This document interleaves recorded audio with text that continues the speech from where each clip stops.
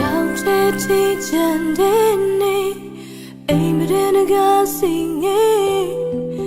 နှွေရသည်ရဲ့နှုတ်ဆက်ခြင်းကမျက်ရည်နဲ့မိုးလေးကဘာကြီးလဲငိုတဲ့နေ